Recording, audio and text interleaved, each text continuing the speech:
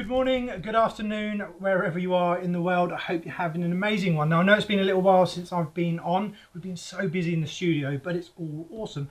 Today, I have two awesome guests from a new tech startup called DebtStream.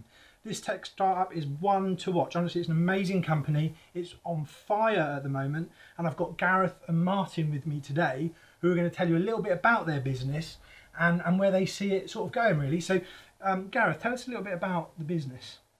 So DebtStream, as you say, it's a FINTECH company, and it's something we're really passionate about. We've been working in the debt collection industry for quite a few years now, and we found that there's a massive gap in the market for customers to get really good, engaging experience in the debt collection process.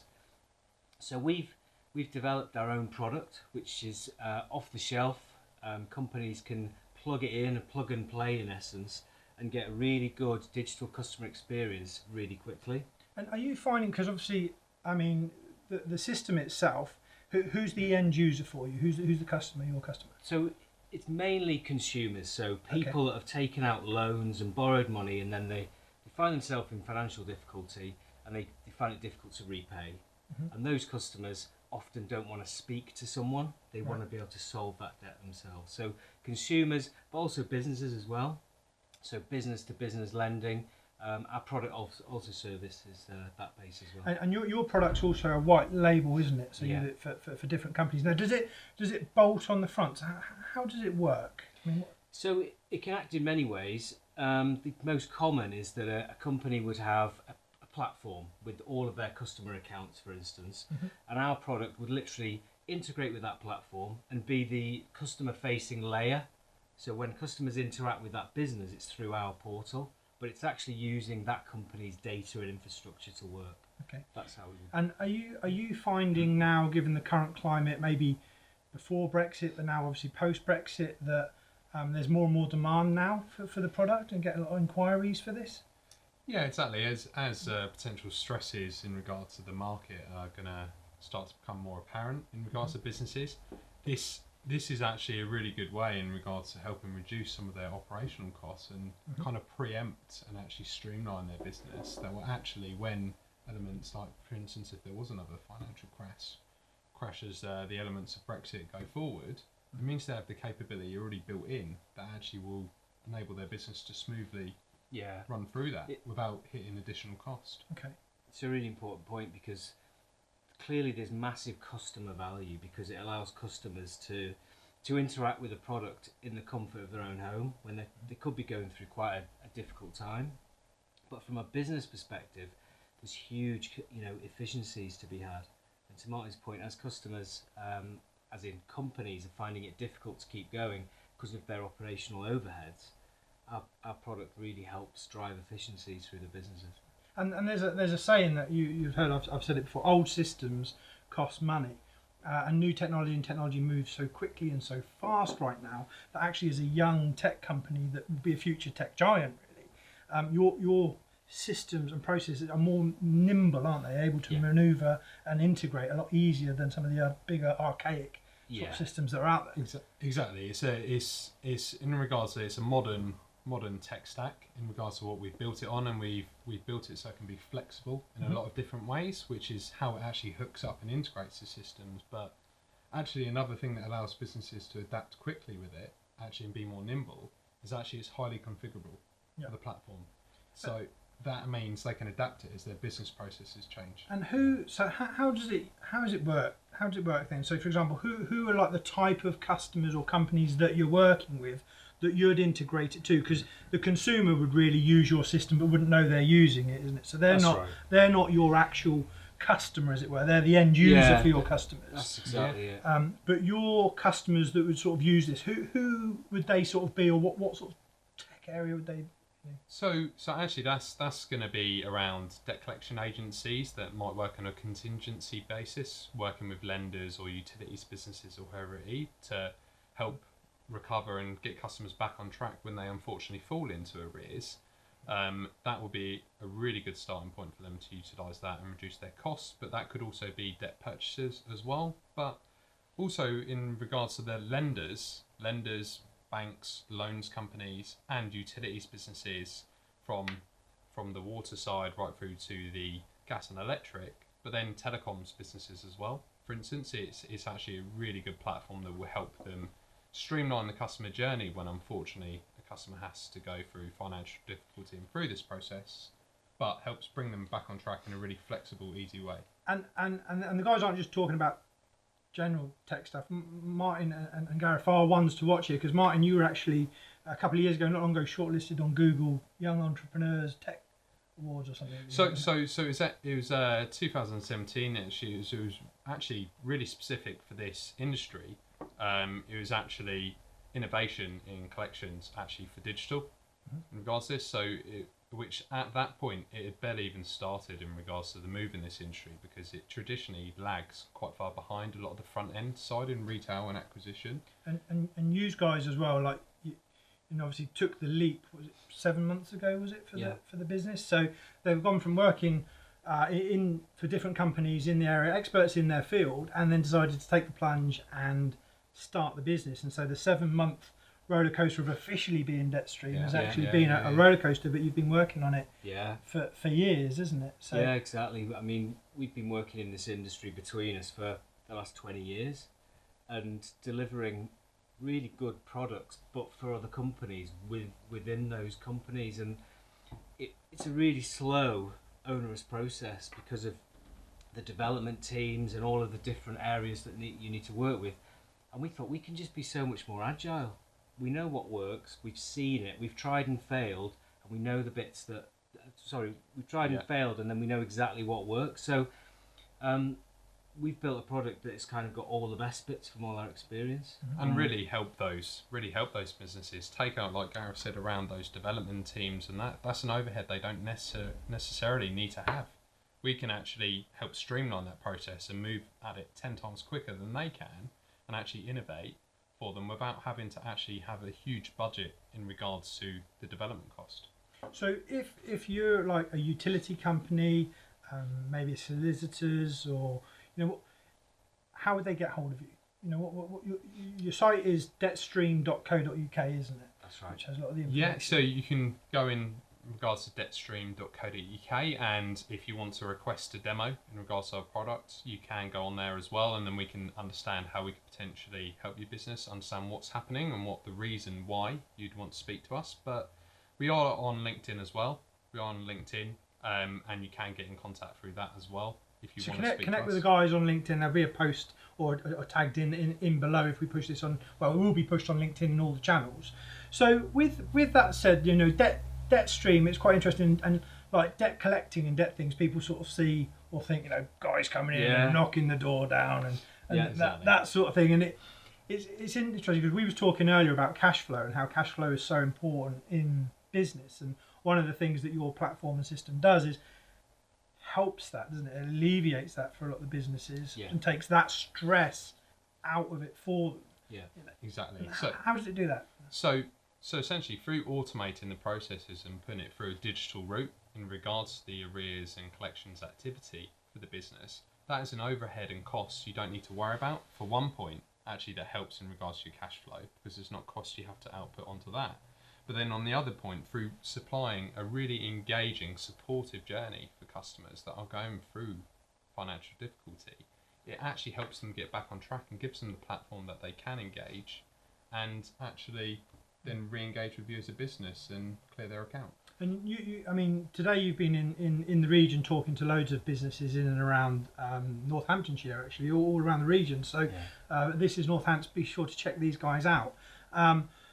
You've been looking at those companies. So what sort of, where do you see the future of this industry then? Considering that you now are, a new tech startup, very successful in what you're doing and inundated with stuff, where do you see the future in your industry? I think at the moment and luckily we've had really good reception in terms of the product that we've built, but at the moment companies are still looking at it as something to integrate with their BAU, their traditional operations.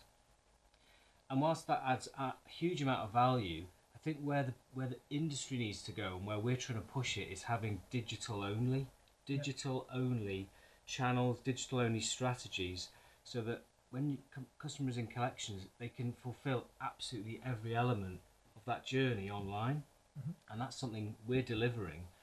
But we really need companies to kind of take the bull by the horns and, not get rid of call centres. Absolutely, they have their value, but give digital the chance to be as good as it can be. And that is actually so important in regards to it, is where we see the long term for it, because when you have customers that are going through such a vulnerable kind of situation as they fall down there, actually giving them a safe, secure digital space to manage that and get back on track is so important. What does that mean then? So let's say, for example, you discussed earlier about a utility company. Yeah. So a utility company would they use a company like yours already, or how would they do it conventionally before we sort of say how they'd use this platform?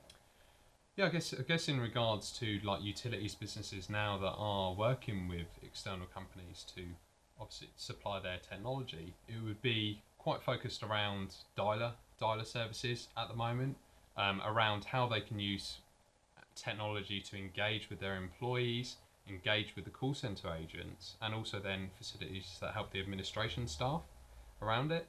But where the shift in regards to this is actually, if you move more towards the complete digital channel in regards to those utility businesses or the other sectors, is then actually there's a lot of actual business and operational efficiency had in some of these different types of systems as well, because you don't need these big, robust, slow-moving dialer systems as well. Which is really how they operate today. Not just utilities, lots of companies seem to be very good at having very efficient, streamlined onboarding journeys to attract customers. Yep. Once customers sadly get into the position where they're no longer making money for that company, they're in arrears, the strategies and the way that companies deal with customers seems to just go totally backwards. It's letters, it's dialers, it's generating inbound calls. It's really...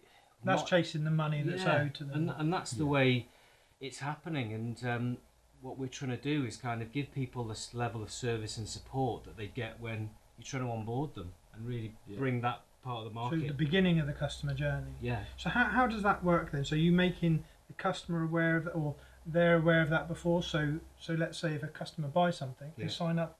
How are you letting them aware? So in regards to a customer, like we were saying earlier, is it'd be a white labelled service, but as soon as a customer starts to get into difficulty, actually, and based on our experience, we would help those businesses as well, is actually they build into their traditional sense, it's probably labelled collection strategy, but it's an engagement strategy.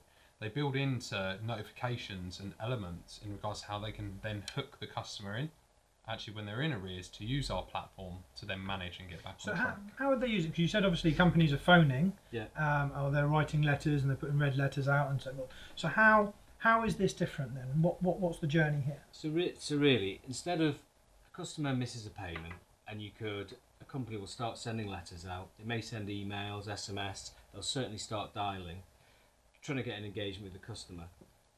We would have digital comms, so SMS, email notifications, advising the customer and dropping them onto our portal, where through all the information and support they can see, okay, I can solve this here. If I can't pay today, I can see what options are available. I can complete affordability assessments. I can see what I can afford. I can structure a repayment plan. I can find third-party debt help. I can do all of that stuff in this one portal that I've just sort of been pushed towards. So ultimately then with your platform, what you're really doing is you're helping the consumer or the end customer, if they hit troubled times, work a way of being able to pay back. Because obviously companies, a lot of companies, when they owe money or they go into debt, they can either go into administration and you never get the money back, or actually look at a payment plan to schedule how that's them back, which is actually a much better way of dealing with it. It's much better. It's much better for the business, and it's much better for the end party that's having to go through that process, because you do get them back on track. Okay, so that's then, so if one of your customers has this in their system, as far as their customer's concerned, it's them, not you guys. That's correct. And then when they go through that journey, if for example a customer was red flagged after, I don't know, 30 days or whatever it might be,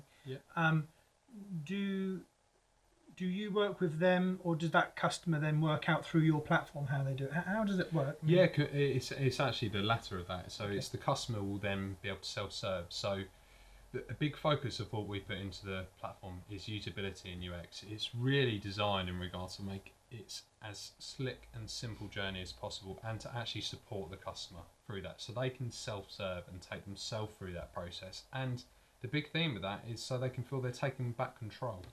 Okay. And what we were talking about companies that you integrate with at the moment. What sort of size companies are they? I mean, are they any size, or what sort of? The beauty, I guess, of the product is it's any size, whereas, you know, a lot of companies aren't big enough to afford to build these things themselves. It's really expensive to build out these tech products. But because ours is really simple and streamlined integration, we can take all those overheads out, which means even quite small companies can afford to use us, because we can structure packages based on, you know, number of accounts or whatever it may be. So we don't have a kind of band of this is our customer base. It's really broad. Okay. And with that in mind, then, I mean, how does the system? Is it a license model? Is it you go in and set? You know, I mean, obviously you've got loads of different ones, but what's your most common one, I suppose? The most common one is a license model, which is, you know, can be a combination of a base price based on, I guess, the size of the portfolios that would be managed, because there's obviously hosting costs and things like that.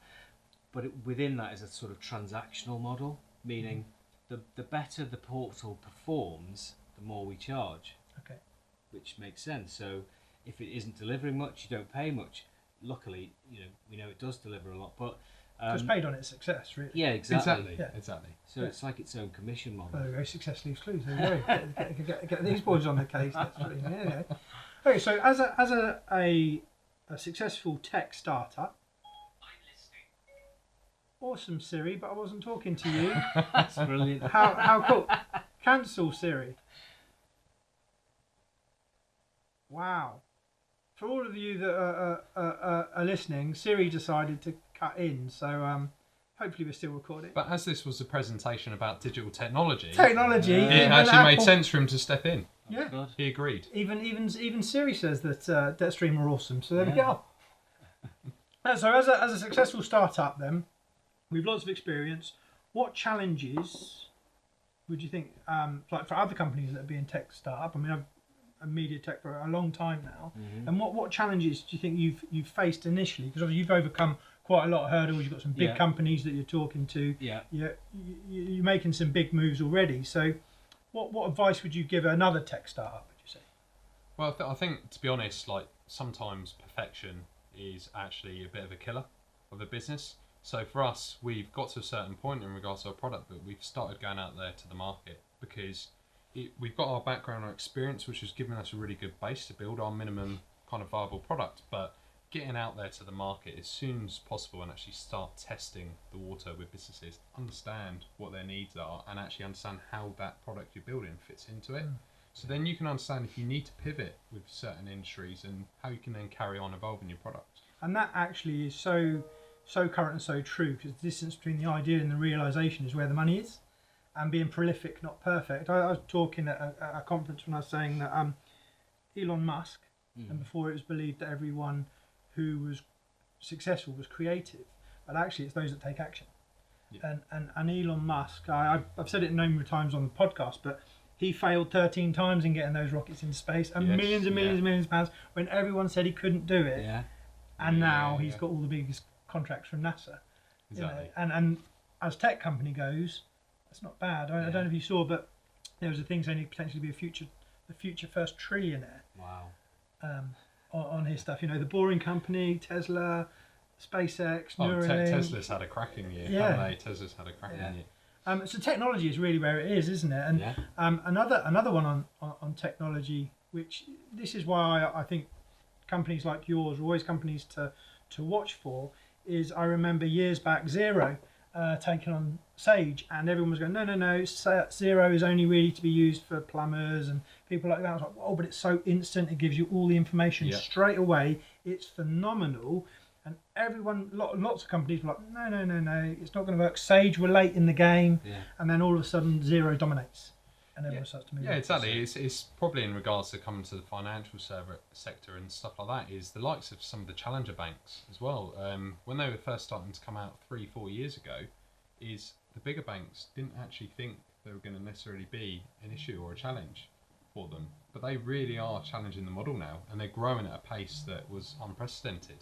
Is your system using Amazon Cloud? Where is it? It's AWS, Amazon Web Service. It's hosted in the cloud. So one of the big parts of that as well is, like Gareth said earlier, why that doesn't affect the size of the business that we engage with. It's fully scalable. So whether actually the needs of some of the smaller sized businesses as well, it will actually then, as they grow, for instance, or some of the bigger clients, it will just scale in regards to what the needs are. Okay, so exciting times ahead for you guys. What is the one piece of advice you'd give your younger self? I'd say be braver. Just go for it. Yeah. So in that way, do you wish you did this before? Or yeah, I think I probably couldn't have because I didn't know enough. Yeah. But in terms of bravery, yeah, we should have gone for more things. Maybe not this, but other stuff. Just when I was younger. Awesome. 9. I'd probably say no what ifs. Don't wait around. Don't wait around. If you have something you want to go and do, we only live once. In regards to this, is get out there and do it. If you fail or things don't go quite right, you'll learn from it. And actually, then the next time you move forward and carry on moving forward is what I'd probably advise my younger self. Yeah. In regards to that, is actually you'll move forward at a quicker pace. So we discussed earlier about what successes were for you guys personally, but what is now success for you as a business? I mean, obviously you want everyone or every company on the planet to use you, right? Yeah. That's one thing. But what's success? What's success this year for you? Who you got your eyes on this year that you would want to get? So I guess it's just in regards to the UK market, is we actually just want to actually continue getting our message out there, and that companies in the collection space can use digital technology. We can enable it for them. They don't need to worry about these big overheads of costs and stuff. So if you are a small to medium sized debt collection agency and you're worrying in regards to spending out for this, I think this year we could really help and target that and actually get through that barrier for you. But same with the small lenders and utilities businesses as well. So if you're a small lenders, utility business, debt collection business, who else? Anyone where you have consumer or business debt. It's like a telecoms company, like Vodafone's and everything. And even if you have digital solutions in place today and you think they're working okay, I'm pretty sure we can improve them.